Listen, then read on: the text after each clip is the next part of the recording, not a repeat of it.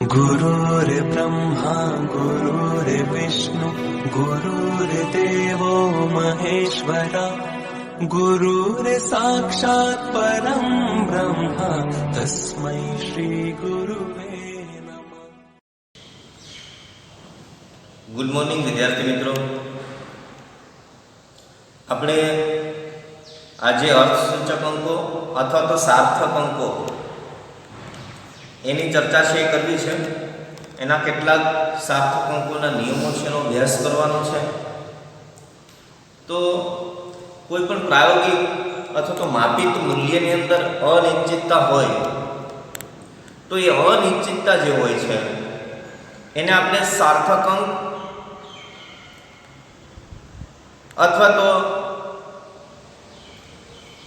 અર્થપૂર્ણ અંક છે એના વડે દર્શાવી શકીએ. જેમ કે આપણે 11.2 મિલીલીટર એવું લખીએ, એમાં 11.2 એમાં 11 છે એ ચોક્કસ છે, પણ 2 છે એ અનિશ્ચિત છે.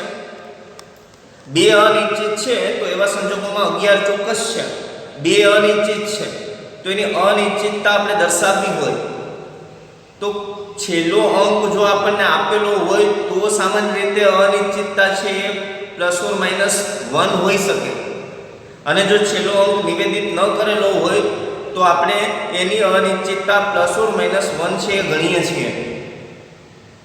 તો કોઈ પણ પરિણામને આપણે જ્યારે અંક દ્વારા દર્શાવીએ ત્યારે એની અંદર રહેલી અનિશ્ચિતતા છે એને આપણે ધ્યાનમાં લેતા હોઈએ છીએ. તો કોઈ સંખ્યા આપણને આપેલી છે અને એની અંદર કેટલા અર્થસૂચક અંકો છે એ આપણે દર્શાવવા હોય તો એના માટેના કેટલાક નિયમો છે. આપણી પાસે કુલ 5 નિયમો છે જેના વડે આપણે અર્થસૂચક અંકો એ સંખ્યાની અંદર કેટલા છે એની ગણતરી છે આપણે કરી શકીએ છીએ. તો આ 5 નિયમોમાં પહેલો નિયમ એવો છે કે શૂન્ય સિવાયના કોઈ પણ અંકો છે એ અર્થસૂચક હોય. તો શૂન્ય અર્થસૂચક નથી, શૂન્ય સિવાયના કોઈ પણ અંક આપણને આપેલા હોય તો એ અર્થસૂચક છે. પછી ભલે એમાં દશાંશ ચિહ્ન હોય કે ન હોય એની સાથે કોઈ પણ મતલબ નથી, પણ શૂન્ય સિવાયના બધા જ અંકો છે એ અર્થસૂચક છે. એ પહેલો નિયમ છે. બીજો નિયમ એવું કહે છે કે શૂન્ય સિવાયની સંખ્યા ની પહેલા એટલે કે ડાબી બાજુએ જો કોઈ શૂન્ય આવેલું હોય તો એ અર્થસૂચક ગણાશે નહીં. શૂન્ય સિવાયનો અંક એટલે કોઈ આપણને અંક શૂન્ય સિવાયનો આપ્યો છે અને એની પહેલા કોઈ જો શૂન્ય હોય તો એ અર્થસૂચક ગણાય નહીં. જેમ કે 0.005 આપણને આપ્યું છે તો શૂન્ય સિવાયનો અંક 5 છે અને એની પહેલા આવેલા શૂન્ય એટલે 2 શૂન્ય છે 0.005 માં, તો એ અર્થસૂચક ગણાય નહીં. એની અંદર માત્ર ને માત્ર એક જ અર્થસૂચક અંક છે. એટલે શૂન્ય સિવાયના અંકની પહેલાના શૂન્ય છે એ અર્થસૂચક ગણાતા નથી. એ આપણો બીજો નિયમ છે. ત્રીજો નિયમ એવું કહે છે કે શૂન્ય સિવાયના અંકોની વચ્ચે આવેલા શૂન્ય છે એ અર્થસૂચક ગણાય. એટલે આપણે કોઈ 2.005 તો 2 અને 5 એ 2 શૂન્ય સિવાયના અંક છે અને એમની વચ્ચે 2 શૂન્ય છે તો 2.005 ની અંદર 4 અર્થસૂચક અંક છે. તો ત્રીજો નિયમ એવું કહે છે કે શૂન્ય સિવાયના અંકોની વચ્ચે આવેલા અંક છે એ અર્થસૂચક ગણાય. ચોથો નિયમ એવું કહે છે કે શૂન્ય સિવાયના અંકોની જમણી બાજુએ આવેલા શૂન્યો જો દશાંશ ચિહ્ન છે એની જમણી બાજુએ હોય તો એ અર્થસૂચક ગણાય. જેમ કે 0.500 તો 0.500 એમાં 5 છે એ એક શૂન્ય સિવાયનો અંક છે. એની જમણી બાજુએ 2 શૂન્યો છે, પણ એ જમણી બાજુએ 2 શૂન્યો જે છે એ દશાંશ ચિહ્ન પછી છે એટલે કે જમણી બાજુએ આવેલા છે. તો જો દશાંશ ચિહ્ન પછી કોઈ શૂન્ય સિવાયનો અંક હોય અને એની પાછળ એટલે કે જમણી બાજુએ જો શૂન્ય આવેલા હોય તો એ અર્થપૂર્ણ ગણાય. એટલે 0.500 ની અંદર 3 અર્થસૂચક અંકો છે અથવા તો અર્થપૂર્ણ અંક છે. તો એ આપણો ચોથો નિયમ છે. પાંચમો નિયમ એવું કહે છે કે ચોક્કસ સંખ્યાને અનંત અર્થપૂર્ણ અંકો હોય. ચોક્કસ સંખ્યાને અનંત અર્થપૂર્ણ અંકો હોય, જેમ કે આપણે 2 લખીએ તો 2 પછી ક્યાંય પોઈન્ટ નથી દર્શાવતા, પણ 2 પછી 2 પોઈન્ટ પછી આપણે ગમે એટલા ઝીરો લખી શકીએ. તો દશાંશ ચિહ્ન પછી જમણી બાજુએ શૂન્ય આવ્યા અને એ અનંત સંખ્યામાં શૂન્ય છે દર્શાવી શકીએ. એટલે 2 છે એને અનંત અર્થપૂર્ણ અંકો હોય. દાખલા તરીકે 20 લખીએ તો વાસ્તવમાં તો 20 ની પછી પોઈન્ટ હોય તો અનંત શૂન્ય છે લખી શકો છો. એટલે ચોક્કસ અંકને અનંત સંખ્યાના અર્થસૂચક અંકો છે હોય. ઘણી વખત આપણે 1 થી 10 વચ્ચેની સંખ્યા છે દર્શાવતા હોઈએ વૈજ્ઞાનિક સંકેત પદ્ધતિની અંદર, તો એ 1 થી 10 વચ્ચેની જે સંખ્યા છે એ અર્થપૂર્ણ અંકો આપે. 10 ના ફોર્મમાં જેટલી ઘાત દર્શાવી હોય દશાંશ ચિહ્નનું એ તો સ્થાન દર્શાવે. એટલે દશાંશ ચિહ્નનું સ્થાન છે એ તમે ખસેડી દો જમણી અથવા તો ડાબી બાજુએ, અને પછી તમને જે કંઈ અંક મળે એને ઉપરોક્ત પાંચેય જે નિયમો છે આપણે હમણાં વાત કરીએ એ પાંચેય નિયમોનો ઉપયોગ કરીને એમાં કેટલા અર્થસૂચક અંક છે એનો નિર્દેશ કરી શકાય, એની ગણતરી છે કરી શકાય. આપણે વિશેષ સમજવાની કોશિશ કરીએ.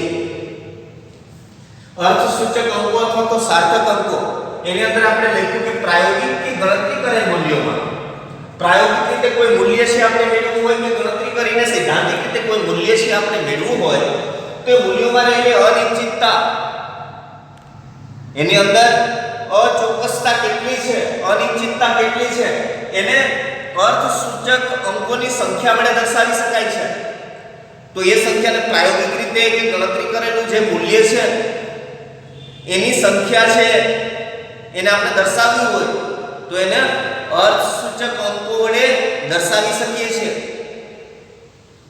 હવે અર્થસૂચક અંક એ શું છે તો કે અર્થસૂચક અંકને વાસ્તવમાં આપણે અર્થપૂર્ણ અંક વડે પણ દર્શાવી શકીએ. એટલે બીજી વાત આપણે કરીશું કે અર્થસૂચક અંક અર્થપૂર્ણ અંક છે, અને જે અર્થપૂર્ણ અંક હોય, અર્થસૂચક અંક હોય એ જાણીતો હોય, ચોક્કસ રીતે જાણીતો હોય. એટલે કે જાણીતો હોય મતલબ ચોક્કસ રીતે જ્ઞાત હોય. હમણાં 11.2 ml એવું લખ્યું છે તો 11 છે જ્ઞાત છે. તો અર્થપૂર્ણ અંક છે ચોક્કસ રીતે જ્ઞાત હોય, જાણીતો હોય. જ્યારે અનિશ્ચિતતા હોય એની અંદર એ જ્ઞાત હોતી નથી. બરાબર? અનિશ્ચિતતાનો નિર્દેશ કેટલાક અંક લખીને કરવામાં આવે છે જેમાં છેલ્લો અંક અનિશ્ચિત ગણાય. દાખલા તરીકે 11.2 ml લખીએ તો 11 નિશ્ચિત છે.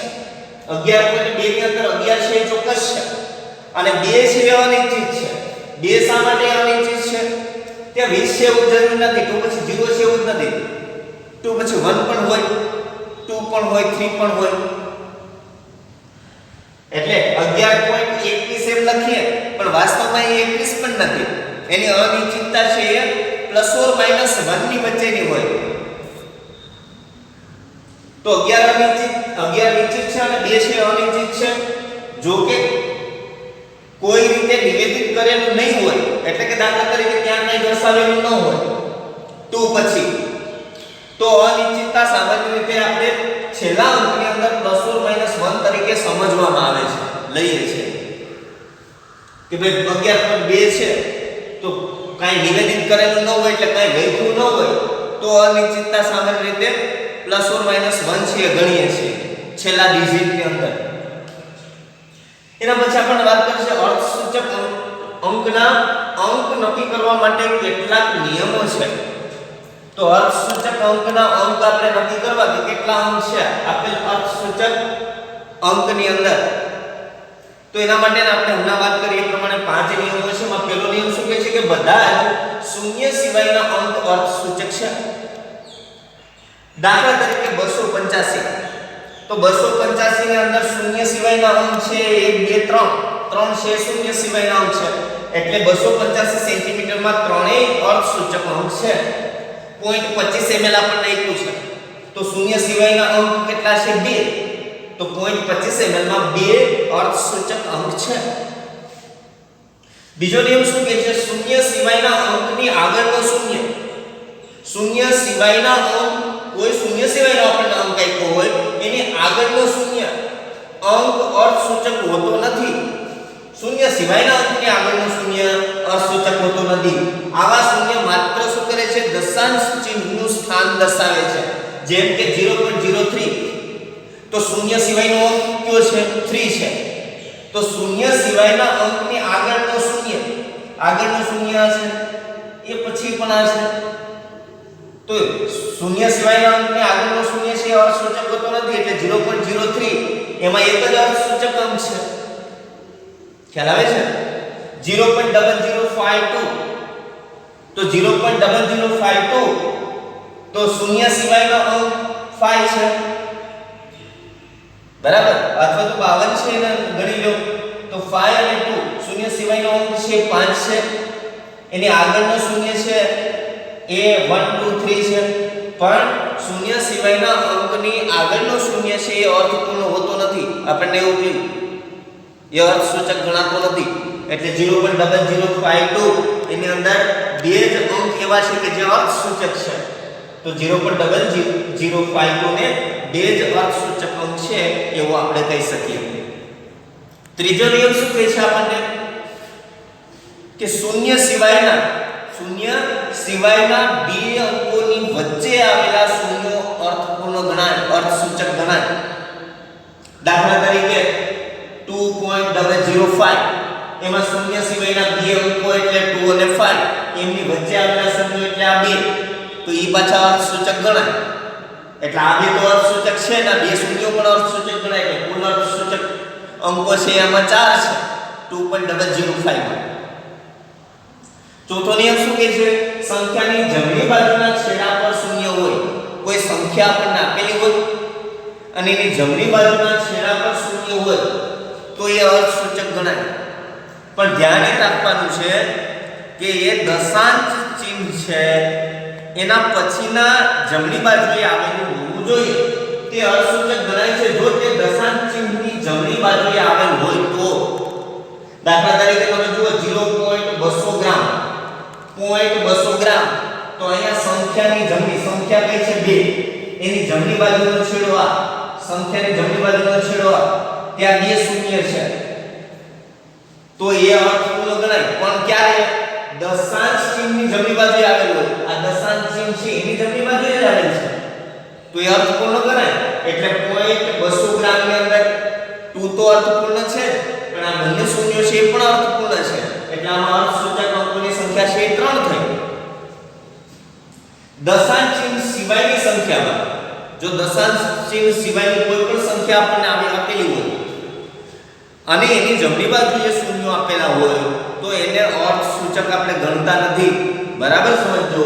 દશાંશ ચિહ્ન સિવાયની કોઈ સંખ્યા હોય અને એની જમણી બાજુએ શૂન્ય હોય તો એ અર્થસૂચક ગણાય નહીં. દાખલા તરીકે આપણે ઉદાહરણ આપ્યું કે 100, તો 100 એમાં શૂન્ય સિવાયની સંખ્યા 1 છે, એની જમણી બાજુએ બે શૂન્યો છે, પણ દશાંશ ચિહ્નની જમણી બાજુએ નથી. એનો અર્થ એવો થયો કે એમાં એક જ અર્થસૂચક અંક છે. તો એ આપણો ચોથો નિયમ હતો.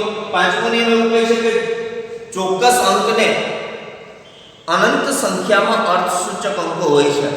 ચોક્કસ અંકને અનંત સંખ્યામાં અર્થસૂચક અંકો હોય છે કારણ કે આ ચોક્કસ અંક છે અને તેને અનંત અંક સુધી દર્શાવી શકાય. જેમ કે 2 લખીએ છીએ આપણે, તો 2 ને એમ લખાય ને 2 પછી ગમે તેટલા શૂન્યો તમે કરો, અનંત શૂન્યો છે દર્શાવો તો, અને પછી દશાંશ ચિહ્ન પછી જ જમણી બાજુએ એ શૂન્ય હોય તો ચોક્કસ અંક જે હોય એને અનંત સંખ્યાના અર્થસૂચક અંકો છે એ હોય. 20 લખ્યું છે આપણે બાજુમાં, તો એને આપણે 20 પોઈન્ટ પછી 6 ટાઈમ 0 કરીએ અથવા તો અનંત શૂન્યો છે મૂકીએ આપણે તો એ ચોક્કસ સંખ્યા છે, એને અનંત અર્થસૂચક અંકો છે એ હોય. તો આ પાંચેય નિયમો ખાસ કરીને આ બાબતો છે એમાં આપણને 5 નિયમો છે આપણા મગજમાં હોવા જોઈએ. જો 5 નિયમો આપણા મગજમાં હોય તો એનો ઉપયોગ કરી અને કોઈ સંખ્યાની અંદર કેટલા અર્થસૂચક અંકો આવેલા છે એ આપણને ખ્યાલ આવે. આવો કોઈ શોર્ટ પ્રશ્ન છે એ તમને એક્ઝામની અંદર પૂછતા હોય, બરાબર? તો એ 5 નિયમો છે તમારા માટે અગત્યના છે, એ આપણા મગજમાં હોવા જોઈએ.